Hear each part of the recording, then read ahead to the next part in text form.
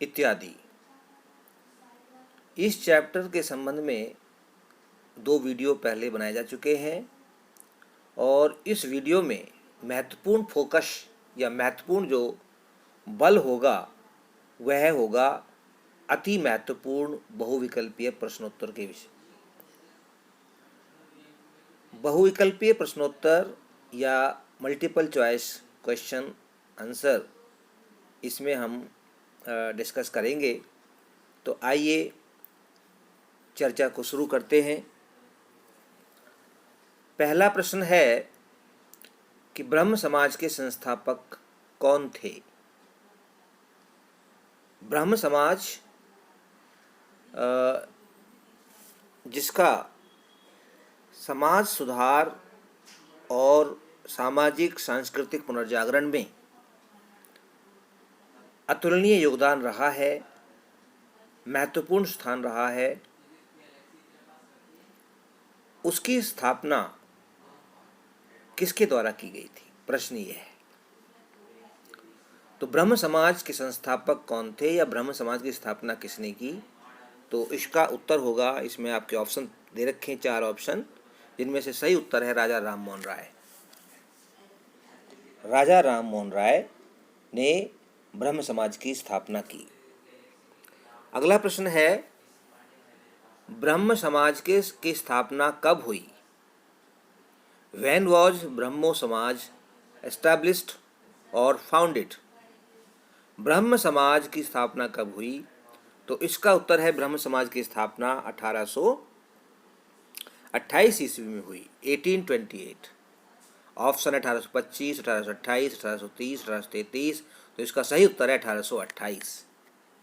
1828 में ब्रह्म समाज की स्थापना होती है और इसके बहुत कम समय में ही, स्थापना के बहुत कम समय में ही ब्रह्म समाज ने महत्वपूर्ण उपलब्धियां प्राप्त की। तो उन उपलब्धियों से संबंधित क्वेश्चन इसमें आगे आएंगे, जिस पे हम बाद में चर्चा करेंगे। अगला क्वेश्चन है, विधवा पुनर्विवाह अधिनियम कब पारित किया गया? जैसा कि हम जानते हैं कि भारत में विधवा पुनर्विवाह की मनाही थी। विधवा दोबारा से विवाह नहीं कर सकती थी। यदि एक बार स्त्री विधवा हो गई तो उसका विवाह वर्जित था, निषिद्ध था, धर्म के अनुसार, समाज के अनुसार। तो यह एक कुरीति थी और भारतीय समाज के ऊपर एक कलंक था।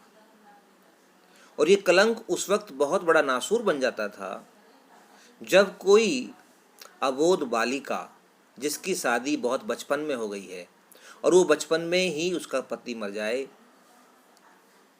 और फिर वो पूरी जिंदगी विधवा के रूप में व्यतीत करे, तो ये कितना क्रूर था।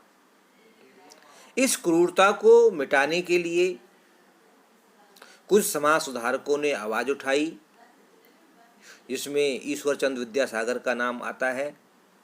ईश्वर चंद्र विद्यासागर ने विधवा पुनर्विवाह के लिए भरसक प्रयास किए और जिसमें सफलता भी मिली। और इस तरह से 1856 ईस्वी में विधवा पुनर्विवाह अधिनियम पारित किया गया। एक कानून बनाया गया जिसके माध्यम से, इसके द्वारा विधवा अब शादी कर सकती है। विधवाओं को शादी करने की इजाज़त मिल गई, उन्हें परमिशन मिल गई। तो ये एक बहुत बड़ा समाज सुधारक कानून था। ये समाज को सुधारने वाला एक अधिनियम था जिसकी जो है, जिसको 1856 में पारित किया गया, पास किया गया। अगला प्रश्न है, सती प्रथा का अंत राजा राम मोहन राय के प्रयासों से कब हुआ? तो पहले वाला क्वेश्चन है कि ब्रह्म समाज की स्थापना किसने की? ब्रह्म समाज की स्थापना राजा राम मोहन राय ने की। राजा राम मोहन राय ने ब्रह्म समाज की स्थापना कब की? राजा राम मोहन राय ने ब्रह्म समाज की स्थापना 1828 में की। अब देखिए, 1828 में स्थापना होती है और उसके 1 साल बाद ही राजा राम मोहन राय ब्रिटिश सरकार को, उस वक्त British company, east India company का शासन था और विलियम बेंटिक जो है गवर्नर जनरल हुआ करते थे, उन्हें ये प्रभावित करने में सफल हुए और उनको इन्फ्लुएंस करने में ये कामयाब हुए और फिर सती प्रथा का अंत हो गया। तो सती प्रथा का अंत 1829 में हुआ। ऑप्शन है 1825, 1828, 1829, 1833। तो इसका जो करेक्ट आंसर है वो है 1829। सती प्रथा का अंत 1829 ईस्वी में हुआ, 1829। Sati pratha was abolished in 1829। Next question is, Raja Ram Mohan Roy का जन्म कहाँ हुआ था? When was Raja Ram Mohan Roy born? उनका जन्म कहाँ हुआ, वो कहाँ पैदा हुए? क्योंकि राजा राम मोहन राय इस चैप्टर के एक जो मुख्य केंद्र बिंदु हैं या मुख्य जो समाज सुधारक हैं उनमें से अग्रणी हैं, उनमें से एक हैं। तो फिर उनके बारे में हमें ये जानना भी जरूरी बन जाता है कि राजा राम मोहन राय का जन्म कहाँ हुआ था। तो राजा राम मोहन राय का जन्म राधानगर में हुआ था, राधानगर। अगला क्वेश्चन है, आत्मीय सभा को प्रारंभ करने वाले कौन थे? ठीक है, हु इनिशिएटेड आत्मीय सभा? आत्मीय सभा को प्रारंभ करने वाले कौन थे? तो आत्मीय सभा को भी प्रारंभ करने वाले राजा राम मोहन राय थे। राजा राम मोहन राय इनिशिएटेड आत्मीय सभा, एक ऐसी सभा बनाई, एक ऐसे लोगों का समूह बनाया जिसका उद्देश्य समाज को सुधारना था, धर्म को सुधारना था। ठीक है, तो ये राजा राम मोहन राय ने किया और उस सभा का नाम था आत्मीय सभा। नेक्स्ट क्वेश्चन है, राजा राम मोहन राय को राजा की उपाधि किसने प्रदान की? क्या वो राजा थे? यहाँ प्रश्न ये उठता है ना, राजा राम मोहन राय का मतलब क्या राजा राम मोहन राय राजा थे? उनका नाम तो राम मोहन राय था, लेकिन राजा भी उनके साथ जुड़ा हुआ है। तो राजा जो है उनको एक उपाधि है, टाइटल है जो दिया था, किसने? क्या ये अंग्रेज सरकार ने दिया था? नहीं। मुगल सम्राट जहांगीर ने दिया? नहीं। मुगल सम्राट औरंगजेब ने दिया? नहीं। तो फिर किसने दिया? ये दिया मुगल सम्राट अकबर द्वितीय ने, Akbar second. Mughal emperor Akbar second offered और the title Raja to Ram Mohan Roy. Then he began to be called Raja Ram Mohan Roy. तो राजा राम मोहन राय की जो टाइटल है, जो उपाधि है, वो उन्हें मुगल सम्राट अकबर सेकेंड ने, अकबर द्वितीय ने दिया। अगला प्रश्न है, कलकत्ता में हिंदू कॉलेज की स्थापना किसने की? बहुत इंपॉर्टेंट क्वेश्चन है। हिंदू कॉलेज बहुत ही जाना माना कॉलेज है, बहुत सुप्रसिद्ध कॉलेज है। तो इसकी स्थापना किसने की? तो इस क्वेश्चन से भी राजा राम मोहन राय जुड़े हुए हैं। तो ऑप्शन है, राजा राम मोहन राय ने की, दयानंद सरस्वती ने की, ठाकुर देवेंद्रनाथ ने की, या फिर विवेकानंद ने की। तो इसका सही उत्तर है राजा राम मोहन राय। तो Hindu college was founded by Raja Ram Mohan राय।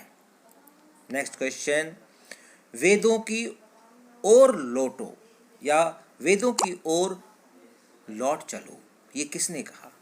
वेदों की ओर लौट चलो का नारा दिया स्वामी दयानंद सरस्वती ने। ऑप्शन राजा राम मोहन राय, स्वामी दयानंद सरस्वती, रामकृष्ण परमहंस, विवेकानंद। तो सही उत्तर है option B, that is Swami Dayanand Saraswati. तो Swami Dayanand Saraswati gave the call of return to Vedas, back to Vedas. उसने कहा कि वेदों की ओर लौट चलें, कि उन्होंने वेदों को ज़्यादा महत्वपूर्ण माना और उन्होंने कहा कि जो वैदिक काल में जो जीवन था वो असली और एक तरह से वास्तविक जीवन था और हमें उसी जीवन पद्धति को अपनाना चाहिए जो वैदिक काल में थी।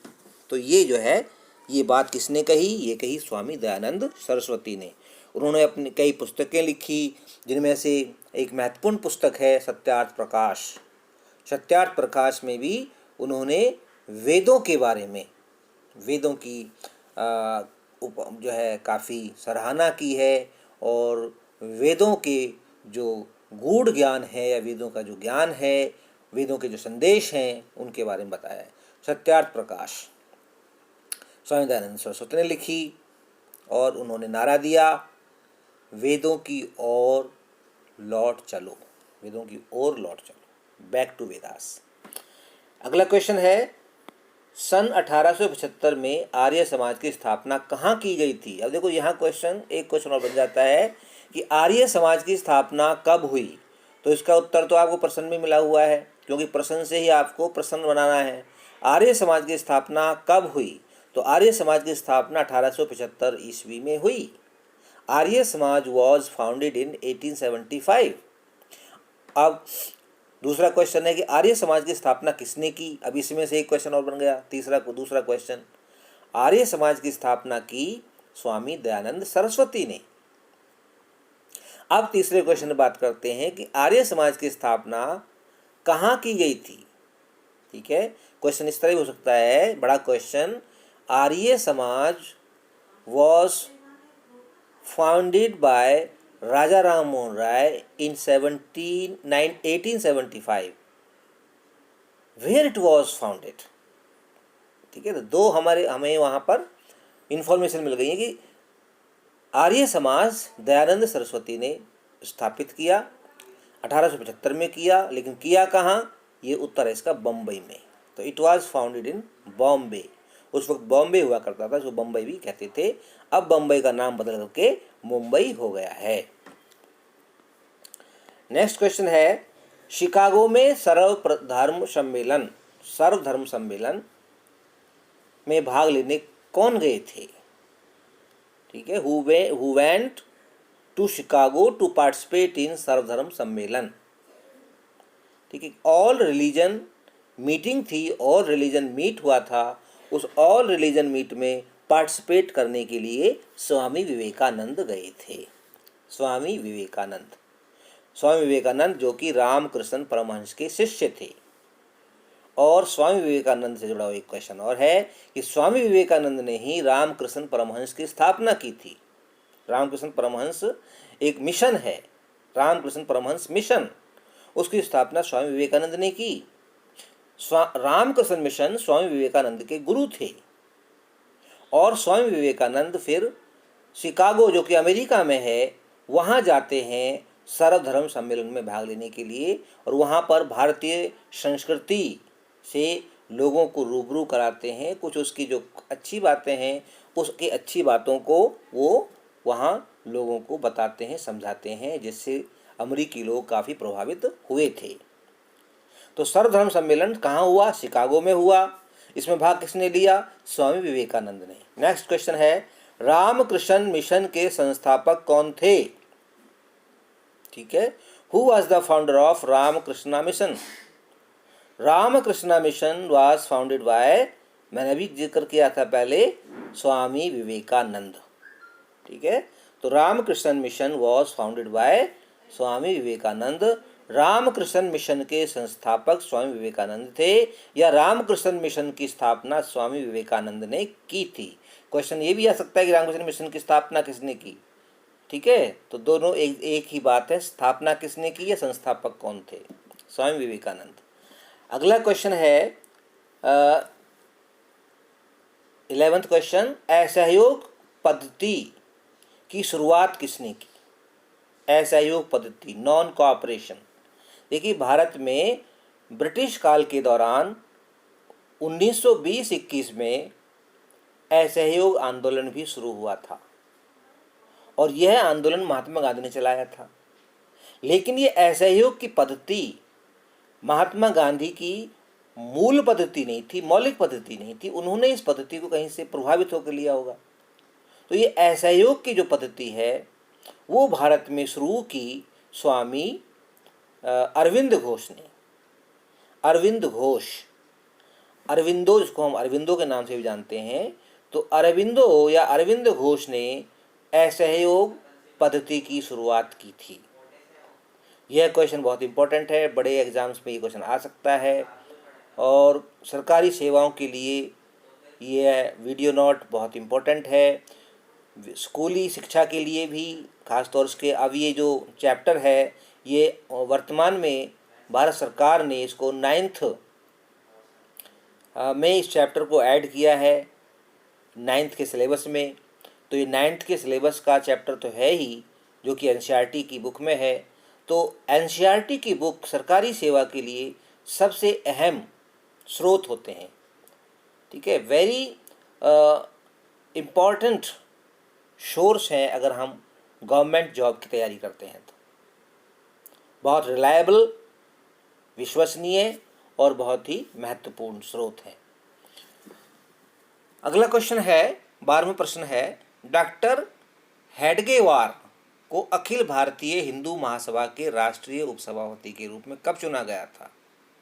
डॉक्टर हेडगेवार जो कि हिंदू महासभा के सदस्य थे, उन्हें बाद में हिंदू महासभा का राष्ट्रीय उपसभापति भी चुन लिया गया। तो ये कब हुआ? ऐसा हुआ 1937 और 1939 ईस्वी में, ठीक है, 2 बार हुआ, यानी कि 1937 में चुना गया, फिर 1939 में चुना गया, लगातार 4 साल तक के लिए उन्हें चुना गया, है ना। अगला क्वेश्चन है, मानव मात्र के लिए एक धर्म, एक जाति और एक ईश्वर होना चाहिए, ठीक है, ऐसी किसकी सोच थी? यह विचार किसका था? तो यह विचार था श्री नारायण गुरु का। श्री नारायण गुरु जो कि केरल के एक महान संत थे, महान समाज सुधारक, धर्म सुधारक थे। इसके साथ साथ ही अछूतों के लिए लड़ने वाले योद्धा थे, जिन्होंने अछूतों की शिक्षा के लिए काफ़ी प्रयास किए, उनको अधिकार दिलाने के लिए संघर्ष किया। श्री नारायण गुरु केरल के एक महान संत। तो उन्होंने कहा कि मानव जाति के लिए एक धर्म, एक जाति और एक ईश्वर होना चाहिए। तभी अगर ऐसा होगा तो ये लोग शांति के साथ रहेंगे, इनमें भाईचारा होगा, समानता होगी, नहीं तो फिर इनके अंदर अलग अलग विभेद होगा, अलग अलग, फिर जब इनके अंदर भेद होगा तो टकराव भी होगा। क्योंकि अब मानव जाति जो है बहुत सारे धर्मों में बटी हुई है, बहुत सारी जातियों में, भारत के अंदर बात करें तो 3000 से ज़्यादा जातियां हैं। तो ये जातियां, ये धर्म लोगों को तोड़ते हैं, लोगों को एकजुट नहीं होने देते और उनके अंदर असमानता की भाव पैदा कर देते हैं, जिससे देश की एकता और अखंडता भी खतरे में पड़ जाती है, देश का विभाजन भी हो सकता है। तो इसलिए उन्होंने कहा कि मानव मात्र के लिए एक धर्म, एक जाति और एक ईश्वर। अगला क्वेश्चन है question number 14, that is very important question. Doctor Ambedkar ने बहिष्कृत हितकारिणी सभा का गठन कब किया? अब देखिए एक और क्वेश्चन कि बहिष्कृत हितकारिणी सभा का गठन किसने किया?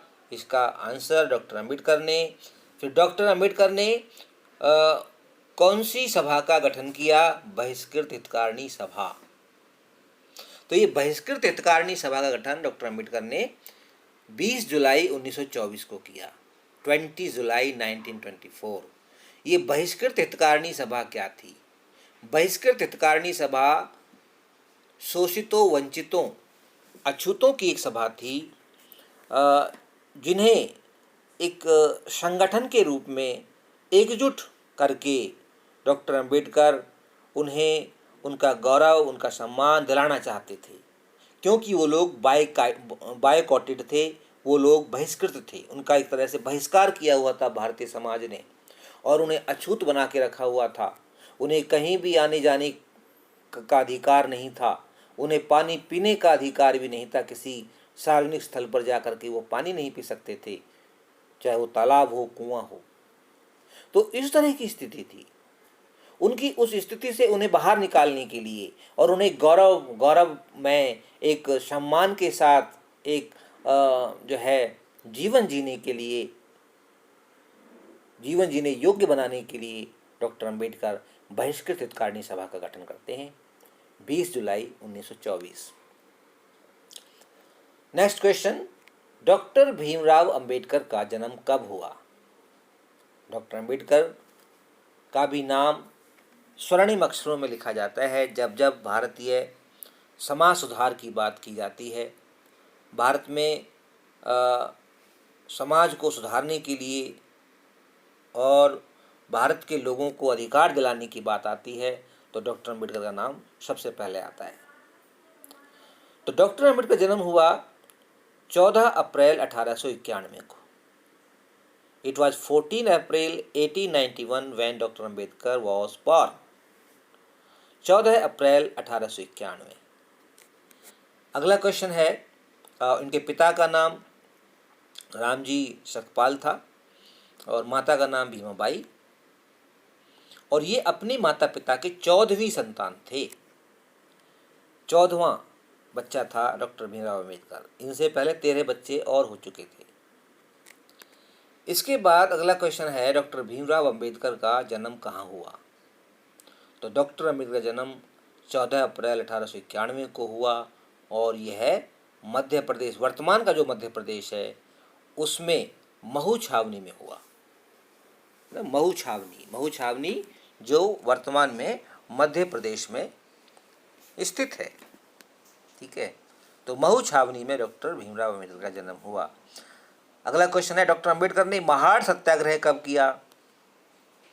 डॉक्टर अम्बेडकर ने महाड़ सत्याग्रह, कई आंदोलन चलाए, कई सत्याग्रह किए शोषितों वंचितों के लिए, और उनमें से महाड़ सत्याग्रह अति महत्वपूर्ण और बहुत ही उल्लेखनीय आंदोलन था, सत्याग्रह था, जो कि अहिंसात्मक था, शांतिपूर्ण तरीके से किया गया था, और इसका उद्देश्य वंचितों को, अछूतों को, दलितों को महाड़ तालाब से पानी, चौदार तालाब, महाड़ एक स्थान का नाम है और वहाँ जो तालाब था उसको चौदार तालाब कहते थे, तो चौदार तालाब के पानी को पीने के लिए आंदोलन चलाया गया था। ठीक है, तो चौदार तालाब से पानी पीने के लिए एक आंदोलन चलाया गया जिसे महाड़ सत्याग्रह कहते हैं। यह सत्याग्रह डॉक्टर अम्बेडकर ने चलाया था 1927 में। It was 1927।